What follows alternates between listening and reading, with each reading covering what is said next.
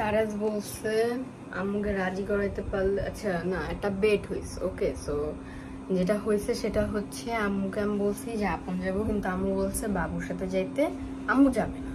তা আমি যেন বলছি যে থাক আমি আর যাবো না, কিন্তু এই মেয়েটা বলছে যে তুমি আপনে যাবে নাকি। আমি বলছি যে আম্মুকে ছাড়া যে লাভ নেই। পরেও আমাকে বলছে আম্মুকে যদি রাজি করাইতে পারি তাহলে 100 টাকা দিই। 100 টাকা ছিল, 100 টাকা ছিল। আমি 100 টাকা না, 100 টাকা আই এম গিভিং ইউ 100 না 100 টাকা বলে, কিন্তু তার বেশি বাড়া 500 টাকা করে দিব। আমার কাছে তো টাকা নেই। আচ্ছা 100 টাকা